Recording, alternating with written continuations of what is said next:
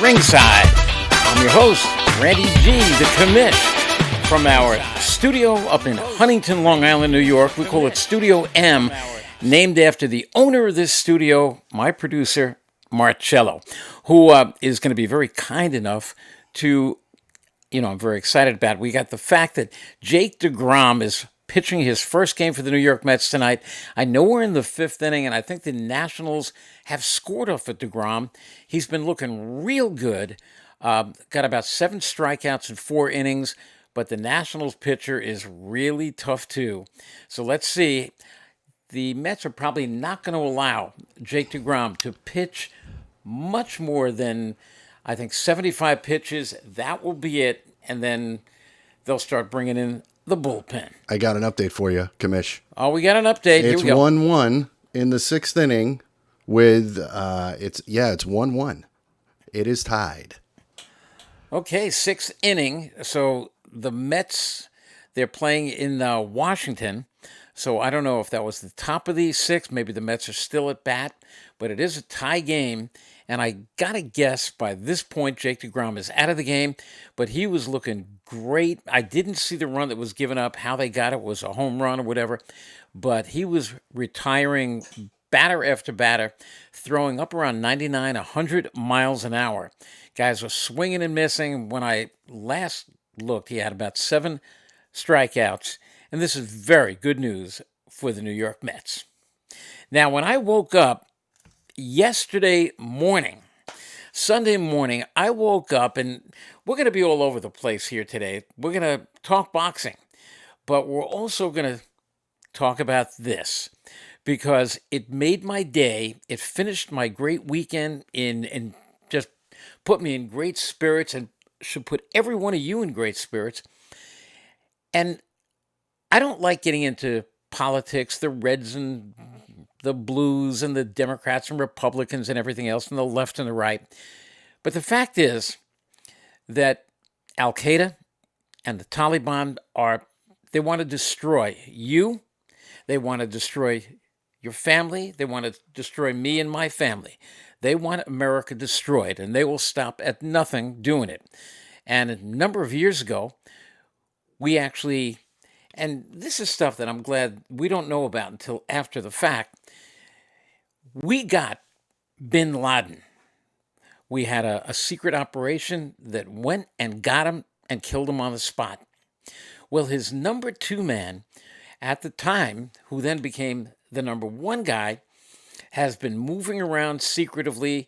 He is a doctor. He was actually bin Laden's personal physician, and he has for years taken over Al-Qaeda, and he's been moving around basically throughout Afghanistan, living in underground tunnels and he had some mansions that he lived in and some other big houses. And I don't know about a mansion in Afghanistan, but it turned out that secret ops had been watching him, and they realized he took up residence at a big home in Kabul in Afghanistan.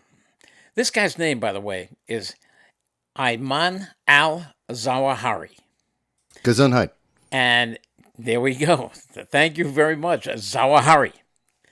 And, I guess they all look alike because they all have the big gray beards and everything. You can't tell them apart. But the fact is, he took up residence there. And I do believe years ago, a drone strike killed his wife and kids. But many of them have several wives and kids. And this group of wives and kids was left alone because they found that he was staying at this safe house, what they called it, in Afghanistan. But they found by watching him through drones and everything else that basically every day he went out just at sunrise and he did his rituals, his prayers and everything.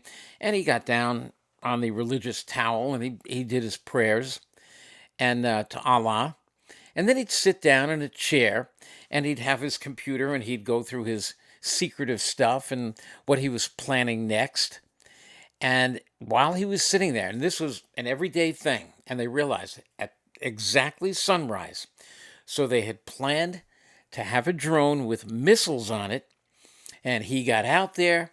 They let him do his prayers, because right after praying to Allah, they launched the missiles, and I understand the missiles actually hit him and blew him up. They could have hit it right next to him, he would have been gone. Man, that missile went right through him. So this was definitely a kaboom in Kabul. And bye-bye, Zawahiri. And I think we all should applaud. There's nobody out there who should turn this into anything political. All I know is that he's gone, and he'll be replaced by some other terrorist. And guess what? That terrorist is also going to be targeted. So, bye-bye. Now I want to get to boxing, and we got a lot of boxing. I wanted to ask Randy, what was Al Zawahiri's stats for the ring? I mean, how many knockouts? Well, you know since what? this is a boxing show, I figured maybe we could ask a boxing question. He claimed, I think, that he was unbeaten, but he went down. He got knocked out big time. So, right. For Zawahiri, wasn't he one of Don King's guys? No. He was one of Bin Laden's guys. And you know what? We got him. We blew him up, and may Zawahiri rest in pieces. Now, we can get to boxing, and our fighter of the day, as given us every single day by our man Oliver Tuthill out west. He sent us a good one. This guy was an old-timer who was a former middleweight champion. His name is Al Hostak. He was born in Halifax, Nova Scotia, and he wound up living in California. And Al Hostak was 16 years old when he made his professional debut. He was born in 1916, in January of 1916. And when he debuted, he was 16 years old in 1922. And before he even got to 17 years old, he was already 7-0. And he was undefeated in his first 26 fights. Listen to this. There's a record he set and holds. I don't think anybody will ever surpass this. In the year 1935, he fought several fights, but 5 consecutive fights in a row he fought to a draw. 5 times in a row, and that's unheard of. Guys have fought 2 draws in a row, 3 draws in a row, but I have never heard of anybody fighting 5 draws in a row. He lost his very first fight to a guy by the name of Jimmy Best. It was a 6-round decision later that year in 1935. And after that loss, he went on to be undefeated in 29 more fights. Didn't win every fight because there were a couple of draws in there. Because you notice, I think on his record, he did have something like 11 draws. And he won the middleweight title with a first-round knockout over the great Freddie Steele in 1938. And at the time, Steele had an incredible record of 123-3, 123 losses, 123 victories, and only 3 defeats. And then he lost the title later in 1938 to Solly Krieger, and he regained it from Solly Krieger with a 4th-round TKO in June of 1939. Overall, he fought Tony Zale, the great Tony Zale, 3 times and lost to Tony Zale each of those times. And it was on his 36th birthday in 1949. And back in those days, athletes didn't perform much after their 34th, 35th birthday. So 36 back then was really considered old. So on his 36th birthday in 1949, he fought a guy by the name of Jack Snap, who had beaten him, and then drew with him only about a year earlier. And he knocked out Snap in round number 9. And that's Al Hostak, our fighter of the day. Let's get to boxing, because Saturday night, and I think last night, on Randy's Ringside. We went over some of this stuff, but I do want to mention some of it and some more. Of course, there was Danny Garcia against Jose Benavides. We found out that it averaged 450,000 viewers on Showtime, and it peaked at 478,000.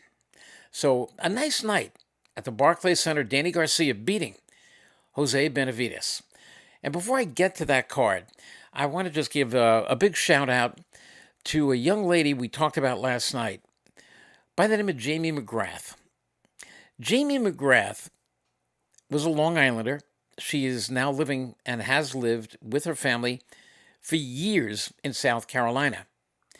But she was an amateur fighter of some note because back in the late 90s, early 2000s, 2001, 2, 3, in that area, she had 50 amateur fights, winning 49 of them and losing one very controversial decision. She fought in the Golden Gloves 3 times, won 3 New York Golden Gloves championships. She fought in the Nationals 6 times and won the championship every single time.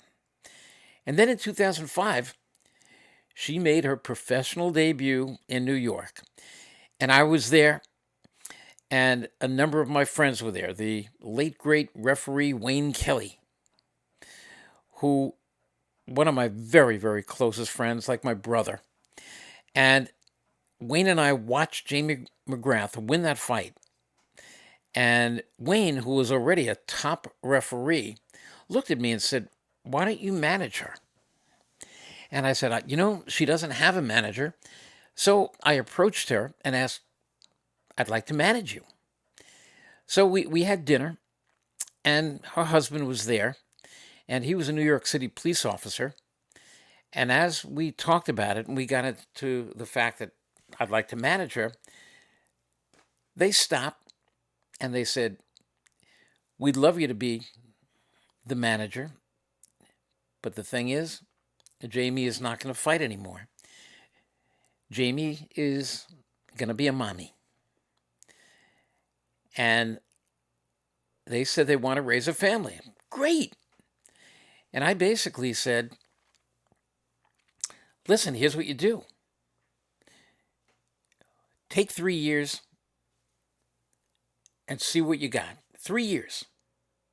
And you certainly will not be old at that time to be a mommy." They weren't going to do it, and they moved down to South Carolina. Her husband, as I said, was a New York City cop. He became a cop down in South Carolina, I believe North Carolina, and she fought in South Carolina. And as fate would have it, and I told her that if you walk away from boxing now, Jamie, you are too good. Down the road, you are going to wonder, could I have been the world champion? And that did happen. And then, I don't know what went on between them, but divorces are never fun. And Jamie and her husband were divorced. And Jamie went out and she did have the family. She had a daughter who's 20 years old, and she had 2 boys. One is now 13, the other is 9. And they knew that Mommy had been a fighter of pretty good talent. And it was a couple of years ago she told them that she is going to come back at the age of 45 and start boxing again. And she worked hard at it. Now, she fought as a 112-pounder, as a flyweight. And her weight, aside from being pregnant, going up to about 130 pounds, every day of her life, Jamie walked around at about 118 pounds. And she went back into training a couple of years ago. Her weight was right around 115 pounds. She is now obviously bigger than she was, wiser than she was, and she is in incredible shape. She hasn't lost any of her hand speed. And on Saturday night, she went out there in Rock Hill, South Carolina, and won her comeback fight, knocking out her opponent in round number 2. An outstanding referee, Bill Clancy, was in the ring that day with her. And he did a terrific job.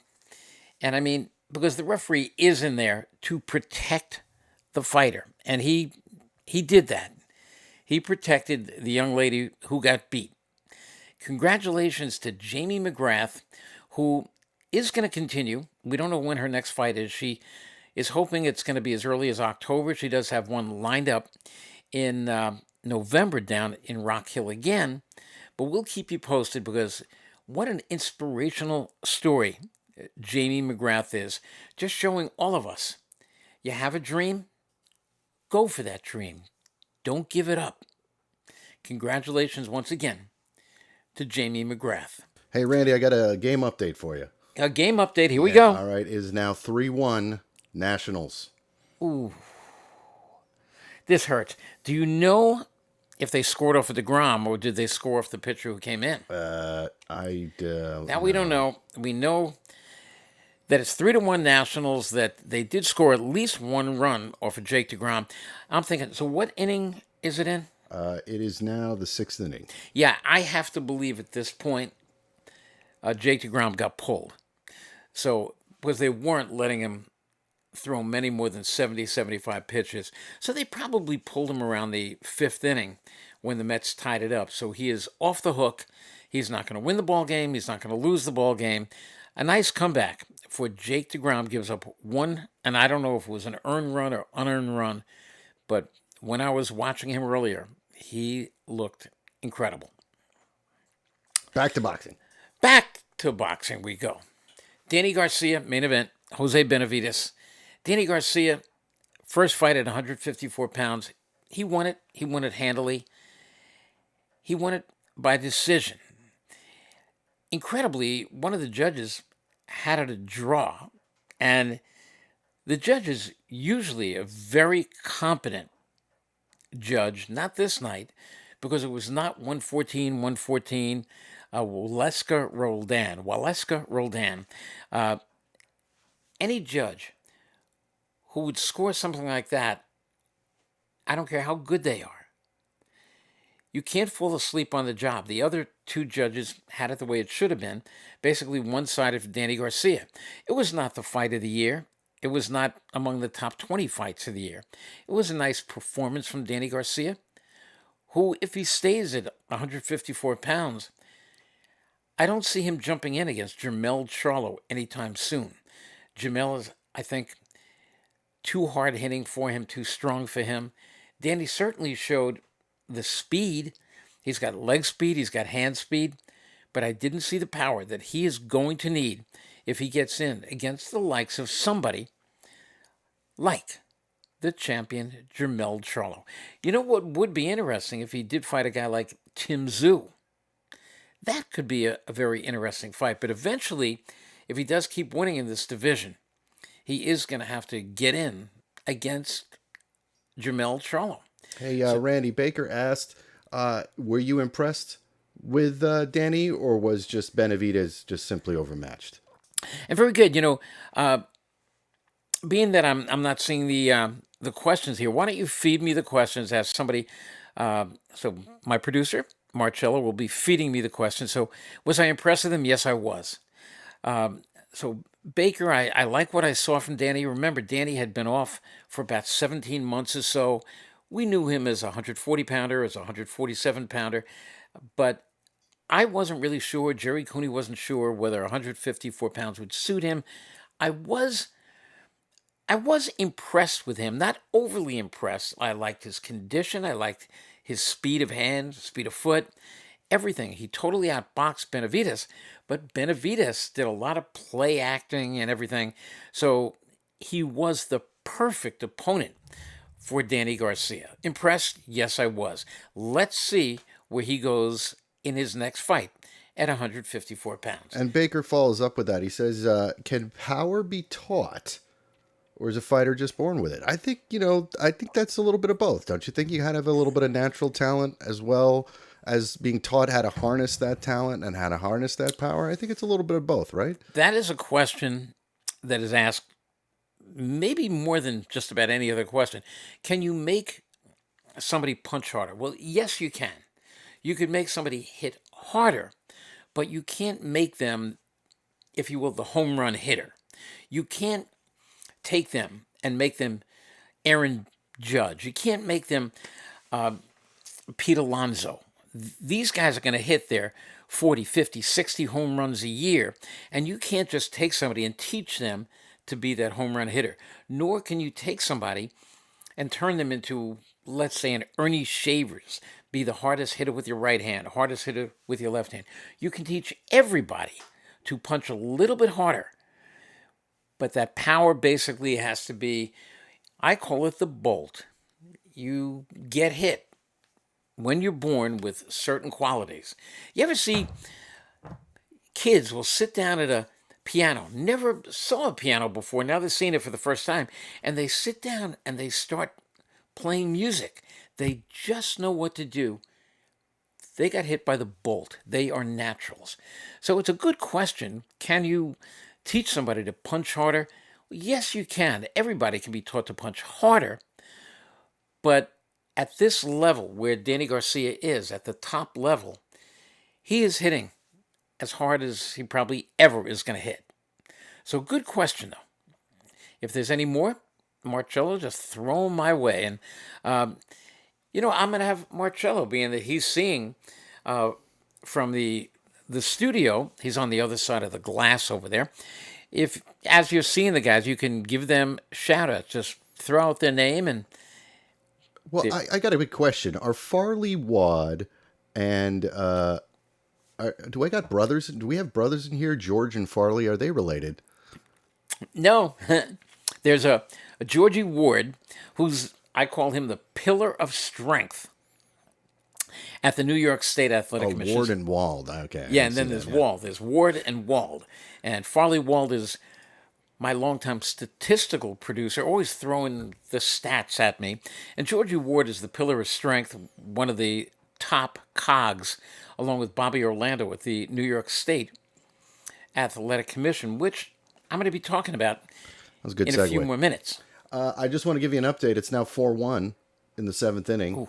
Nationals. So I don't think your Mets are doing quite well tonight, Mr. Gordon. No, they're not. 4-1, and so I guess their starting pitcher, he was looking sharp, strong, but this is the Mets. They are known to roar back. I'm just glad. I'm just glad that Jake DeGrom came back, and we'll hear from Jake certainly after the game. I know Queen Ronnie is home. She's watching, and you know what, honey, as you're watching, Jake DeGrom did great. So, Mets can't win them all. They're on a 7-game winning streak, but the game's not over. This is the Mets. Yeah. They find ways to come back, so we shall see. Hey, and another question. John is asking if you can compare if there's anyone who can compare to the four kings. I guess he calls them the four kings: Hagler, Duran, Leonard, or Hearns. Do you think anybody out there right now can compare to these four gentlemen? And I mean, I personally consider them some of my top four fighters as well. But the names, those four kings were just unbelievable. And I'm not sure if the question means, is anybody around today? I think if anybody can compare to them, if you think anybody fighting today is on that level. No, I don't think anybody around today, especially at the weight. Look, Sugar Ray Leonard fought as a welterweight, 147, 54, 60. He even went out and won the light heavyweight title.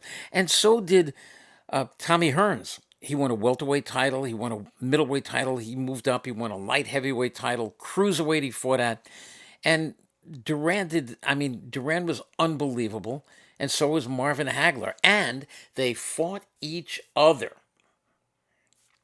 And that's something you just don't see today. Guys, we have a welterweight fight that, just like Sugar Ray Leonard fought Tommy Hearns several times.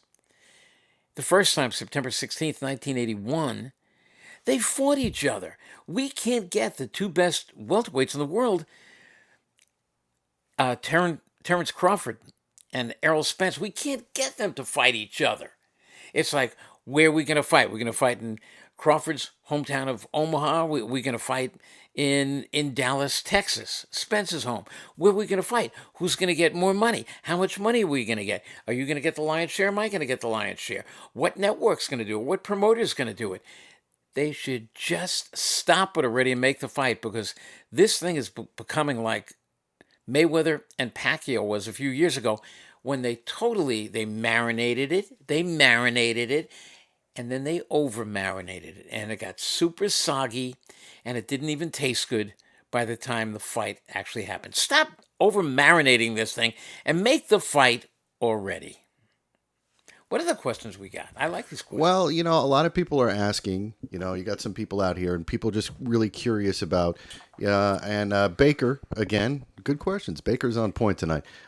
He's wondering, it's almost halfway through 2022, and he wants to know what, for you, I guess, would be the most surprising moment in boxing so far, since we're at the halfway point through the year. What do you think has been the biggest surprise for the commish this year so far? I think one major surprise to me was the success of the female fight back in April between Katie Taylor and Amanda Serrano. Yes.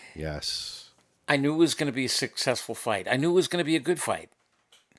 But I didn't realize that it would just it would open up everybody's minds and hearts to female boxing. The Garden was packed that night. Cooney and I couldn't believe what we were looking at. It's something that I always wanted to see.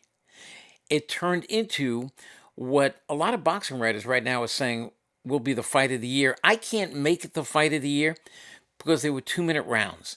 I would make it the female fight of the year if indeed it is. September 10th, we got Claressa Shields, 12-0, going up against Savannah Marshall, 12-0. They don't like each other. The O2 Arena is going to be sold out, about 20,000 fans. Maybe the fight will turn into something even bigger and better than Amanda Serrano and Katie Taylor. But I think, to me, that was one of the real big surprises of the year for me, that the fight that I had so long wanted to see finally happened and turned into everything I wanted to see, and then some. Great question. And your friend Danny Schiavone is saying hi to you, Randy. Danny Schiavone, one of the top referees in the game. And Danny, we're teaching Marcello he's into the boxing, but of course he's seeing you guys for the first time. So Danny Schiavone. Schiavone. I'm sorry. You're an Italian guy. Well, because there's a very famous wrestling commentator. His name is Tony Schiavone, and it's spelled the very same way. And so Danny, I producer, apologize, Danny. Marcello is Italian disrespect. all the way, so he's going to get the Schiavone. Let me hear you say Schiavone. Schiavone. From one Italian to another. Well, let me get back to the Garden. And as a matter of fact, Danny Schiavone was one of the referees who worked at Madison Square Garden the other night. And he did a phenomenal job. Eric Daly did a phenomenal job. Sade Murdoch did an incredible job. Steve Willis in the main event with Danny Garcia against Benavidez did an amazing job. He's got to stop making those faces. And if I ever get back to the commission, we're going to sit him down and make him referee and stop with all the silly faces. Enough is enough. But in the heavyweight match that night between Adam Kovnasky and Ali Demirzhan, and you see it, a lot of times you guys will look and you'll see Kownack on this. It's Kownacki. No, it's Kovnasky. It's pronounced Kov. So Adam Kovnasky came in with a record of 20-2. And Turkey's Ali Demirzhan came in at 16-1. He was an Olympic bronze medalist for Turkey. And Adam Kovnasky had lost his last two fights by stoppage to Robert Helenius. He said he worked even harder for this fight. He said he has it in his mind to achieve his dream, to become the first Polish heavyweight champion of the world. And it was a very interesting fight because it was so even. Both guys more or less looked like they hit the refrigerator more than they hit the heavy bag. But Marcello, what can I tell you? It's they look like beach balls with legs. What is it about the heavyweights that they always have to look like they're two Subway sandwiches away from defibrillator? You see, they can weigh in what they want to weigh in. This is not like the middleweights got to weigh in at 160, light heavyweights, whatever. The heavyweights, you weigh 225, you weigh 225. You come in at 230, you come in at 230. And these guys came in like about 250, 260, and they got a lot of chunk on their trunk. But they both can punch a little bit.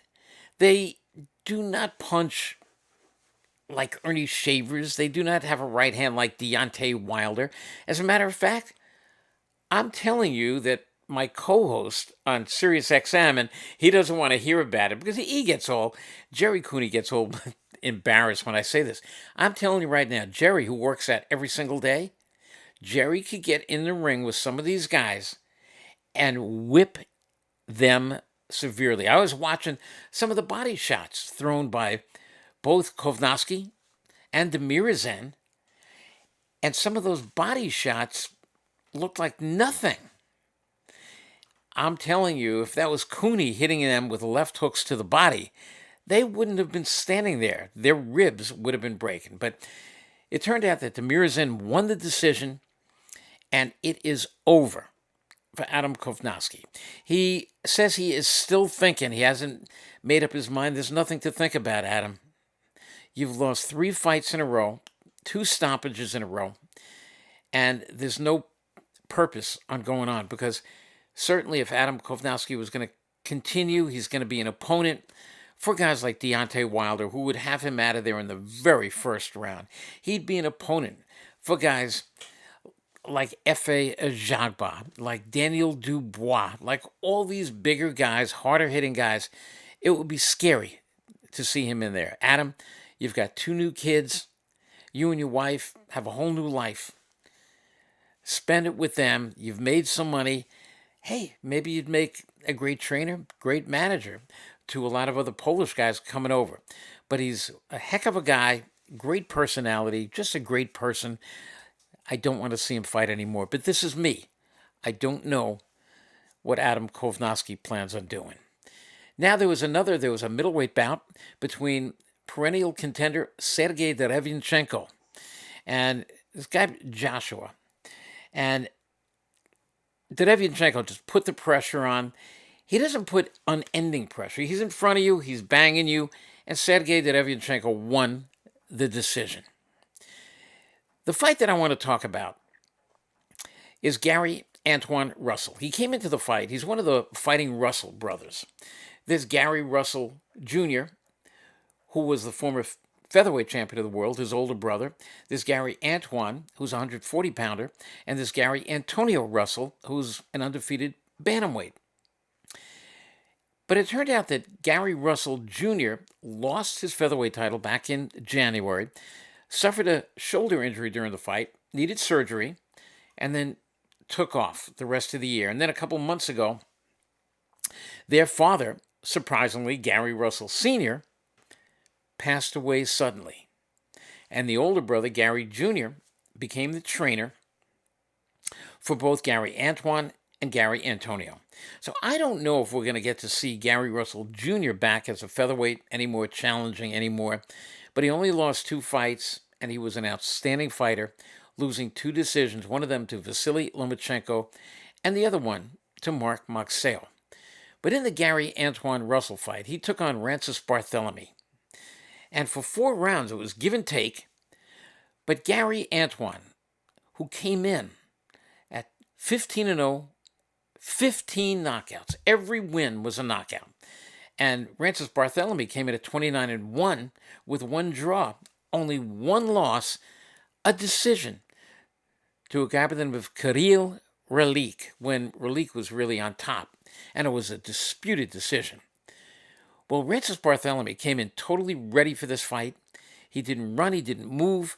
He went right after Gary Russell, and he also boxed him a little bit. He fought on the inside, he fought on the outside. And then in the 4th round, and the 5th round, he actually rocked Gary Antoine. nailed him. I think in the first round he nailed him too.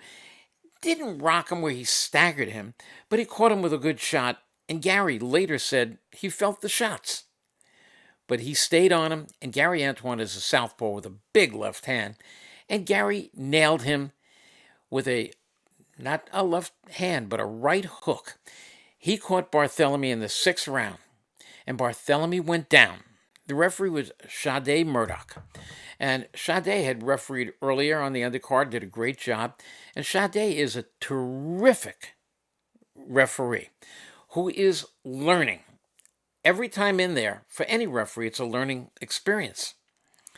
And Sade, as soon as Barthélemy went down, began the count, picked it up sent Gary Antoine to a neutral corner, picks up the count from the knockdown timekeeper, and they begin their mandatory 8 count.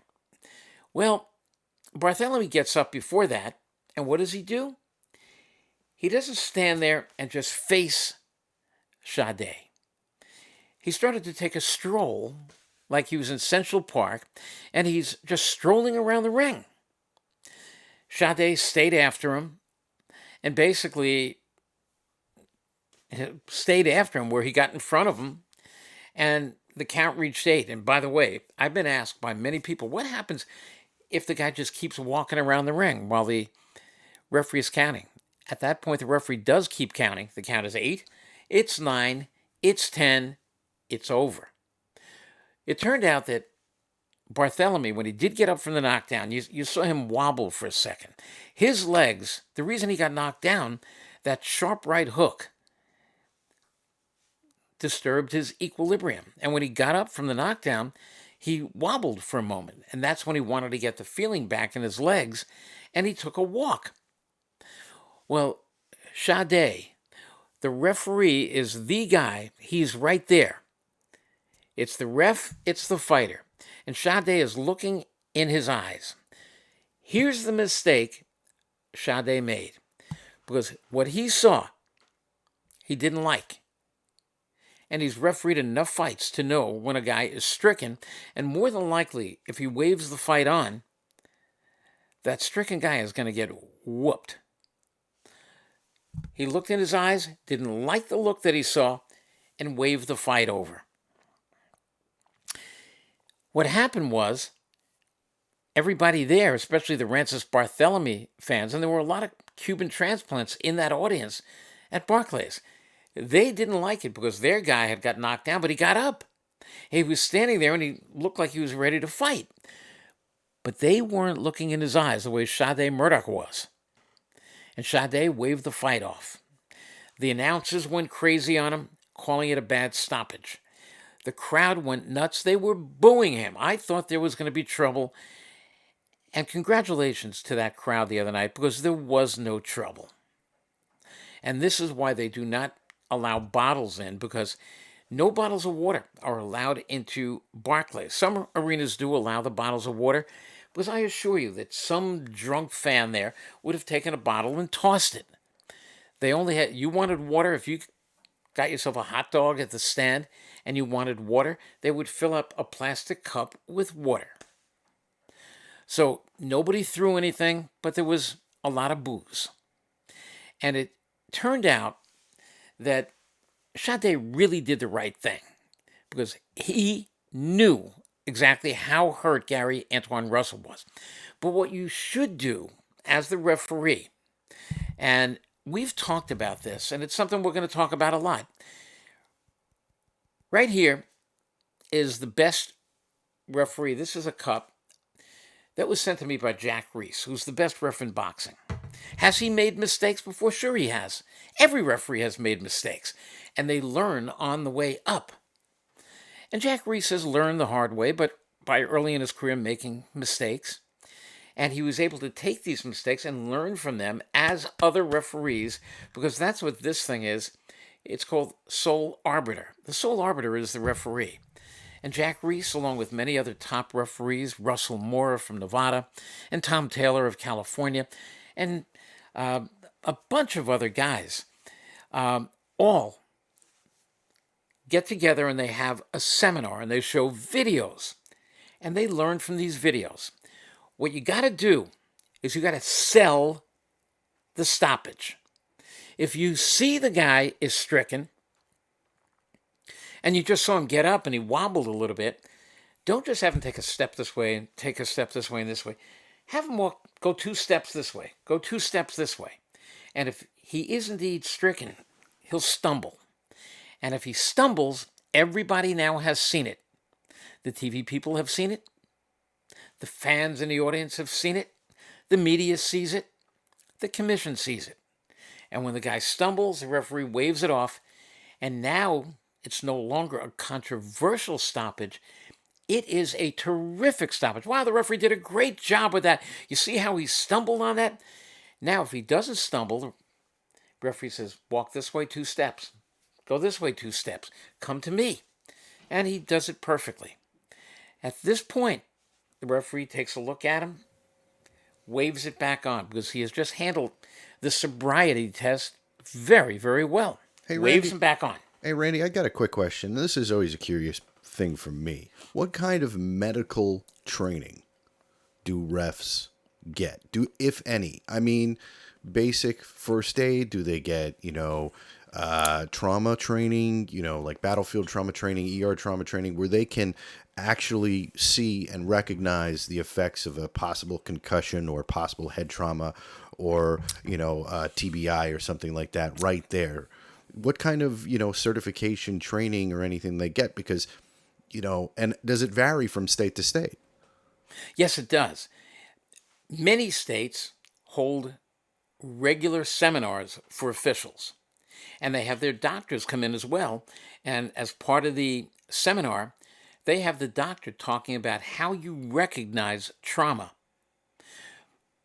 But there's also, in New York, because the doctors are so thorough, normally when a guy goes back to his corner, if he has just taken some hard shots, many times the doctor will jump up into the ring and he will check the fighter with what we call an ophthalmoscope. He will look right into the fighter's eyes, and if the guy is concussed, it will show right then and there, because a concussion is a minor, or it could be a more severe brain bleed. And the doctor can stop it, advise the referee to stop it right then and there. And that's great, because the guy doesn't have to go out anymore and get hit with a concussion with a brain bleed. Many other states don't have the budgets for it, and they don't have that. But the referees, and many of them even go on their own, and they take other courses. But with many of these sole arbiter courses especially, they don't just talk about how to referee. They'll talk about how to recognize some of these signs. They will have doctors from other commissions come in. And even their own commission, the Great California Commission, which is one tremendous commission. And they teach these referees the sign of trauma. But here's the thing about New York. From what I understand, New York hasn't done this in several years now. And that's not acceptable, because even during COVID, when there was no fights, we knew that COVID was only going to be a temporary thing, whether it was 6 months, a year, year and a half, 2 years. They could have been doing training classes right there on Zoom. And this is something they didn't do. And I do want to get into something in a few moments about the New York State Athletic Commission. So let me just wrap this up about Sade Murdoch. Sade did a great job in stopping the fight, but he didn't sell it. Had he sold it, we all would have known exactly the stricken condition of Francis Barthélemy. And if he wasn't acting funny when he was given the sobriety test, well, Sade would have just waved them back on, and he would have watched the fight, watched it closely, as the two fighters then mixed it up. And the chances are that if they did resume fighting, the chances are, we don't know this, but I say the chances are because it looked to me like Gary Antoine Russell was coming on, getting stronger and stronger, and that he was finding the range, and he already had just knocked Barthélemy down. The chances are he might have done it again, and then at that point, there might have been a hard punch or two Barthélemy might have wobbled on the ropes or whatever, and then the referee stops it. He had his opportunity then to do it, and I think he learned a lesson. I think he's going to be selling the stoppage from now on, and every referee should learn that. But unfortunately, the New York State Athletic Commission, as I said, just is not big on doing seminars. And I'm going to get back to them in a second because I do want to mention Virgil Ortiz, welterweight, possibly the future welterweight champion of the world. He's 18-0 with 18 knockouts. He says he's going to have one more fight at 147. He's going to survey this situation. He said the chances are I'm going to be staying at 147, but I feel I have to move to 154. But if it's not too long, if we could wait maybe another year and I do get that title shot, I will stay at 147 pounds. But if it's much more than that and I don't get a title shot, I will move up to 154. Now I want to get back. Well, before you start, I just want to give you a quick update, Kamish. It is 5-1, bottom of the 7th inning, Nationals. 5-1 Nationals. Thank you very much, Marcello. There we go. So 7th, the Mets still got top of the 8th, top of the 9th. So Jake DeGrom, certainly he pitched great. And, I put on my Facebook, I put a picture of Jake DeGrom. I wonder how long they're going to make him wait now. There you go. I got a picture for you. Throwing a picture up for you. I wonder how long it's going to be before Jake DeGrom. Are they going to make him wait like 5 days, 6 days before they get him back in? They're going to be round the clock with him. How's it feel? How's his shoulder feel? And they'll have doctors checking him out and everything. Because it wasn't the rotator cuff. It was back here, the scapula muscle, and it wasn't even a muscle problem. Part of the scapula actually pulled off the bone. And it's something that didn't need surgery. It was something that only time would heal. And he had to go months without even touching a baseball. And he just did rehab and whatnot. But apparently he was throwing about 100 miles an hour today. And he looked good. So even if the Mets lose today, their bright spot, Jake DeGrom, came back. Even though the Mets are losing now 5-1 in the 7th inning. All right. Hey, Kamish, I got a question for you. Just to go back to the whole thing, who determines the qualifications, the training regimen, the certifications for referees in the state of New York? Well, that's the commissioner, and all of these referees that were refereeing the other day, Sade Murdoch and Danny Schiavone, and a bunch of the other guys, and Steve Willis, they've been refereeing for a long time. Johnny Callis was in there as well, and they've been refereeing for a long time.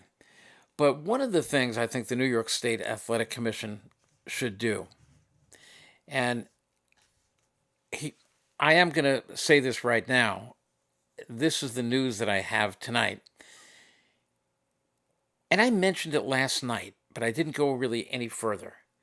I think it's time that the New York State Athletic Commission was taken apart at the very top. At the very top. The executive director, her name is Kim Sumbler. She's more of an MMA person than anything. And I would love to basically open it up, to have a debate with a Kim Sumbler on combat sports, on boxing. She is the boxing commissioner. She was not at the fight the other day. I mean, here it is, a return to Barclays, big fight. It's on Showtime. She wasn't there. What is she, just sitting at home up in Buffalo, where we're told, and it's been written, Hall of Fame writer Tom Hauser has written stories that she doesn't even live in New York. She lives in Canada, and she has a residence in Buffalo. She is not even a full-time resident of New York. And if she is, God bless her. She doesn't go to many of the fights. I went to every single fight in New York for 7 years, and I think the only time I didn't go to one of the fights is because there was a fight in New York City, and there was another fight in Rochester. So my right-hand man went to the fight in Rochester. He lived closer up there, and I went to the one in New York City. I went to every fight. When there were fights in Syracuse and Rochester and Buffalo, I went. This is a big fight she didn't go to. It's time. The taxpayers, they're paying her a very good salary. Enough. It is time the governor, Kathy Hochul, takes a look at the New York State Athletic Commission, which deals with the lives of the fighters. Enough is enough with the politics that go on at the commission. I think it's time that Kim Sumler stepped down or was removed by the governor. And I will say this, I really wish there could almost be an election and we could have debates. And it could be Kim Sumler and whoever else wanted to run for office. I'd love there to be an election for it because I would love to run. I have decided that should our esteemed governor, Kathy Hochul, decide, and I think she is waiting for after the election, when she wins the election, I think every state agency is going to feel something because she came on, she replaced Andrew Cuomo, but she didn't make any changes because she's finishing out his administration. But I think once she wins an election and becomes governor again, it's going to be totally her office. She runs for office, wins the election, and then she's going to do what she wants to do and what she has to do. And I think one of the things, whether she wants to do it, I think she has to do it at the New York State Athletic Commission. She has to say goodbye to Kim Sumler, the executive director. Bring on somebody new, and then let them make their choices on who stays and who goes. Right from the top, the new commissioner, executive director, it used to be when I was there, it was the chairman. Then there was an executive director. Now there is no chairman. Maybe she'll bring that back again. It'll be the chairman, but whatever it is, whatever they call the top dog now at the New York State Athletic Commission, and right now it is the executive director. That's what I want. I want to be the one to replace Kim Sumler. I know the sport. I love the sport. To both of those. Does she know it? No. Does she love it? No. I'd like to hear her say that she loves it, that she knows it. I'd like to debate her on that. Because she would never do that. I know this sport inside and out. I was the commissioner for 7 years. I was last commissioner in 1995. I've gotten even smarter since that time, learned even more that I could bring to the commission. I may not have gotten smarter in other areas, but in boxing, I've seen it all. I've worked with the best commissioners out there. One of my very best friends is still the commissioner in New Jersey, Larry Hazard.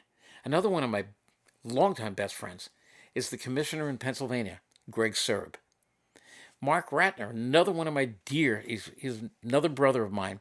For years when I was commissioner, he ran Nevada.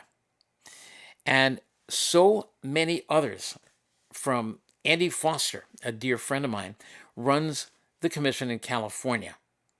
And I can go on and on and on. There wasn't a day that went by when I was commissioner in New York where I wasn't on the phone with 3 or 4 of the other commissioners from every state around. I was the president of the Association of Boxing Commissions. It is time that the New York State Athletic Commission started acting like a commission, showing people that they truly are the commission, and not having a fight card go on where the head of the commission is not even there. It's basically unheard of. And I wanted to get on my Randy's Ringside tonight, give you what I gave you tonight, and end it with this. I want Kathy Hochul to be governor in New York.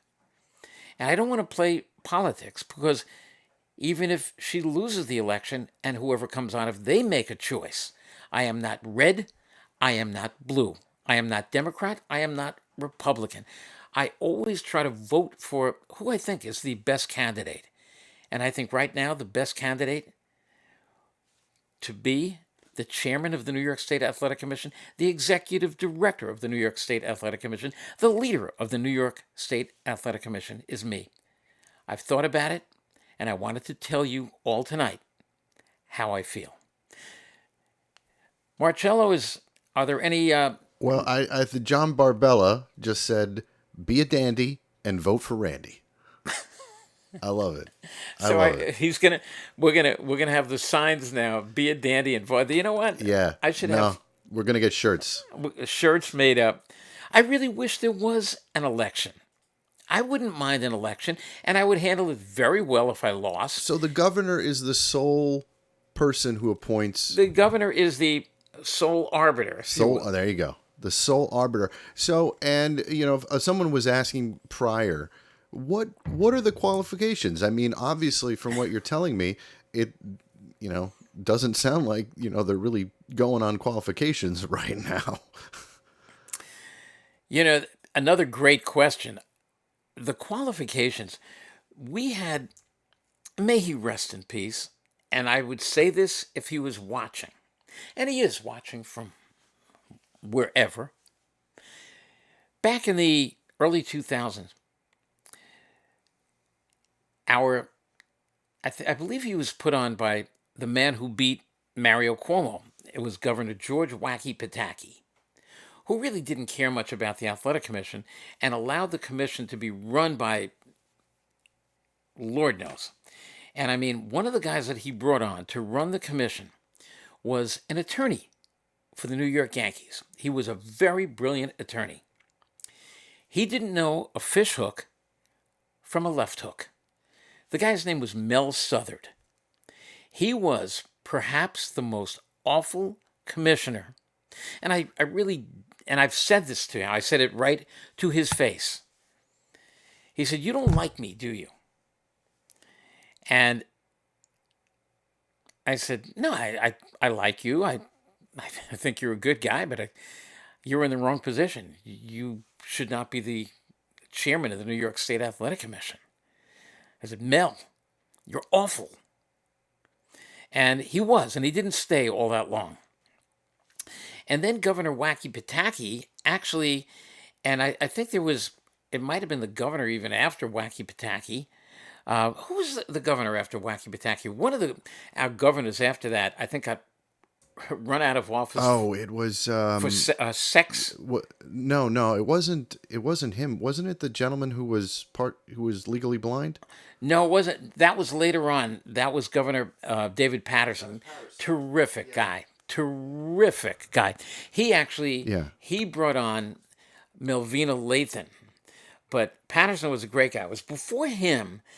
One of our governors actually got messed up in a sex scandal, and I think it was him. He brought on two guys. One was Ray Kelly, the police commissioner. He said, "You're going to be the chairman of the commission." You're not talking about Spitzer, Elliot Spitzer, are you? Yes. Elliot Spitzer. Elliot Spitzer. Yes.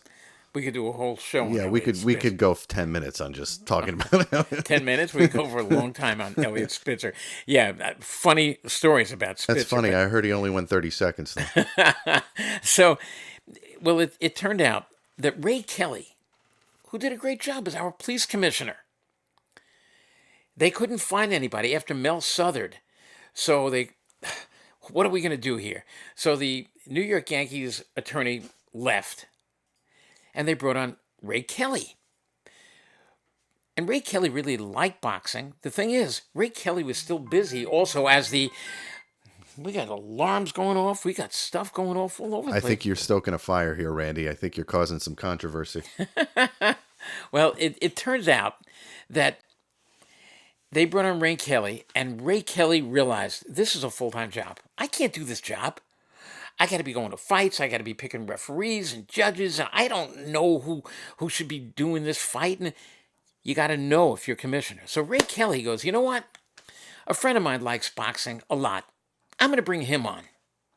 And the guy he brought on was Ray. You remember Bernard Kerrick? Yeah. He was he got into a lot of trouble. He's another one who got into tons of trouble.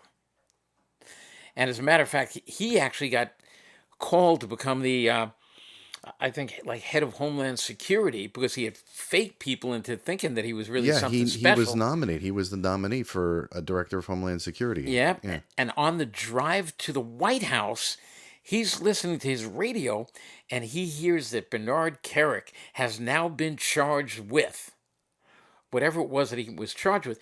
He gets to the White House and the president looks at him and like, what is going on? Like, turn around and get the hell out of here. So, I mean, these are the people who were coming on at the New York State Athletic Commission. I mean, then Ron Scott Stevens was finally brought on to stop the bleeding, and he did a great job. But then politics reared its ugly head, and Melvina Lathan came on. She was good, but she wasn't Ron Scott Stevens. And with that, Ron Scott Stevens, basically, he and his beautiful fiancee, they moved out to California where he's a top judge today. He is writing screenplays. He's doing very, very well for himself. But Ron Scott Stevens was the best thing that's happened to the commission maybe since me. And then after Melvina Lathan, they brought on an attorney who turned out to be like way too tough, where just loved flexing that new muscle of his. They brought on a guy by the name of Tom Hoover, who worked for me, and he was a former basketball player, about 6'10", about 280 pounds, very intimidating. But he was called behind his back by all of his employees Commandant Hoover. Well, Commandant Hoover didn't belong there, and he didn't stay very long before the governor threw him out. And then the governor stepped in and put in Kim Sumbler. Very lovely woman, pretty woman, likes MMA, but as I said, has no clue about boxing. And I'm sure she, over the years, and I think since I've been attacking her, I bet she has read a little bit, knows maybe this much about boxing. But she doesn't belong in this position. If she wants to go to a fight, just step down, get yourself a ringside ticket, go to your MMA fights, go to your boxing matches, whatever. Stop running a commission that you know nothing about how to run. And it just blows my mind that a guy like Hall of Fame writer Tom Hauser could write a story and like an open letter to the governor and say, here's the story. The taxpayer dollars are being spent right here, and nothing is happening with this commission. They're doing so many wrong things. So please, Governor Hochul, please do the right thing. And the right thing is, it would be to take me. But you know what? If it's not me, take somebody, take a boxing person who's got half a brain, who feels for this sport, who loves this sport, who could run the commission and make you proud that you put that person in. Mario Cuomo told me one time, after he left office, and after I left office, I went to see him give a speech. And after his speech, I walk over to him. He sees me coming. He opens his arms, gives me a hug. He said, "You made me proud." And I said, "That's what I intended to do." I said, "I told you the day I took the job that I would make you proud, that I would work at this job." I did. So whether Governor Hochul chooses me, please, Governor Hochul, choose somebody who's going to feel for this job, who's going to basically wear a tattoo of the New York State Athletic Commission across their chest, that this is going to be a job that means something to them. You know what, everybody? It's been a great night, maybe not for the New York Mets, but it was actually a great night for the New York Mets because Jake DeGrom came back and looked great. Gave up 1 run in about 5 innings, struck out about 8. I think it's a great return for Jake DeGrom. Well, just to give you an update, it looks like it's the bottom of the 8th, and it's still 5-1 Nationals. So, okay, so we're not going to give up because us Met fans don't give up. And you know what? You shouldn't ever give up. You should keep on fighting, just the way Jamie McGrath did. 17 years she was off. She always wanted to be that fighter. Her husband didn't want it. They went out, they had kids, 3 kids that she absolutely adores. She never gave up the dream. She didn't give up the fight. Saturday night, Jamie McGrath won, and you're going to be hearing a lot more from this very talented lady, 45 years old, down in North Carolina, Jamie McGrath, and hopefully she's going to be able to fight on the October 1st card that's coming up at the Paramount. We'll talk more about that. We'll have Jamie McGrath right here on Randy's Ringside. I promise you guys that. Thanks for watching, everybody. I'll be back tomorrow night at my normal time of 8:30 here on Randy's Ringside. Have a great night, everybody. Thanks for watching.